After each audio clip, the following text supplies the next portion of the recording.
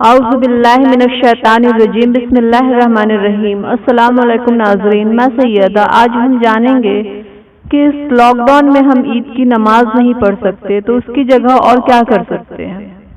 جیسا کہ ساری دنیا کا ماحول ہے اور ہمارا ہندوستان بھی اس پریشانیوں میں مبتلا ہے، اس سے صاف ظاہر ہوتا ہے کہ اس سال ہمارے بھائیوں کو عید الفطر کی نماز مسجدوں میں اور عیدگاہوں میں پڑھنے کا موقع نہیں مل پائے گا۔ جس طرح سے جمعے کی نماز پہلی بار لوگوں کے لیے بند ہو گئی، اسی طرح سے عید الفطر کی نماز کے بھی کوئی آثار نہیں دکھ رہے ہیں۔ ہمارے بھائی عید کی نماز گھر پر نہیں ہو سکتی ہے، جیسے جمعے کی نماز آپ گھر پر نہیں پڑھ سکتے، اسی طرح سے عید کی نماز بھی ہم گھر پر نہیں پڑھ سکتے۔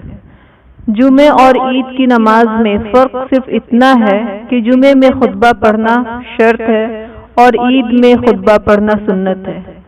دوسرا فرق یہ ہے کہ جمعے میں خطبہ نماز سے پہلے ہوتا ہے اور عید میں نماز کے بعد ہوتا ہے۔ ایک اور فرق یہ ہے کہ جمعے کی نماز میں اذان بھی ہوتی ہے اور اقامت بھی ہوتی ہے، اور عید کی نماز میں نہ اذان ہوتی ہے نہ اقامت ہوتی ہے۔ ہمیں کرنا کیا ہے عید کی تیاری کے لیے؟ اگر ممکن ہو تو بال وغیرہ صحیح کروا لیں، ناخن تراش لیں، عید کے دن غسل کریں، مسواک کریں، اچھے کپڑے پہنیں، نئے ہو تو نئے ورنہ دھلے ہوئے کپڑے پہنیں، خوشبو لگائیں، خوب زیادہ صدقہ کریں اور 3، 5 یا 7 کھجوریں کھا لیں۔ لوگوں کو عید کی مبارکبادیاں پیش کریں۔ سب سے بڑی بات ہے اب نماز کی، تو آپ مسجد جا نہیں سکتے لاک ڈاؤن کی وجہ سے، اس لیے آپ جماعت سے نماز عید الفطر نہیں پڑھ سکتے، اور گھر پر بھی عید الفطر کی نماز نہیں ہوگی، جیسا کہ جمعے کی نماز گھر پر نہیں ہوتی ہے جماعت کے ساتھ۔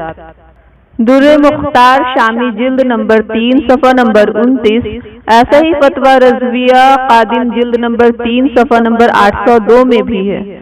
عید کے دن جو 2 رکعت نماز پڑھی جاتی ہے وہ شکرانے کی نماز ہوتی ہے، تو آپ کو پھر کیا کرنا ہے؟ 4 رکعت نماز نفل شکرانے کی پڑھنی ہے چاشت کے وقت میں، صبح 8 یا 9 بجے کے آس پاس، اس میں جو آپ کو مناسب وقت لگے 4 رکعت نماز نفل پڑھیں اور کثرت کے ساتھ اللہ اکبر اللہ اکبر لا الہ الا اللہ واللہ اکبر اللہ اکبر وللہ الحمد یہ پڑھیے، اور درود شریف کثرت کے ساتھ پڑھنی ہے۔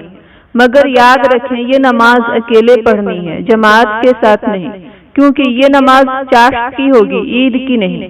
اللہ رب العزت آپ کی تمام عبادت جو آپ نے رمضان المبارک میں کی ہے وہ قبول فرمائے گا انشاءاللہ۔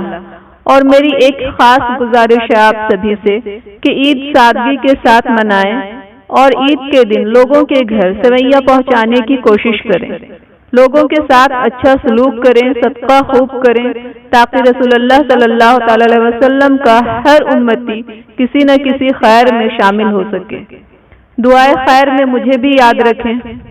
ناظرین، اس ویڈیو سے آپ کو اگر کچھ حاصل ہوا ہے تو ویڈیو کو لائک کریں اور اس جانکاری کو جتنا ہو سکے سبھی کو شیئر کریں، اور ہمارے چینل پر نئے ہیں تو سبسکرائب کریں اور بیل آئیکن پر آل کلک کریں، اور یہ عید بالکل سادگی کے ساتھ منائیں۔ عید الفطر مبارک ہو آپ سبھی کو میرے اور میرے فیملی کی طرف سے۔ کل وانتم بخیر۔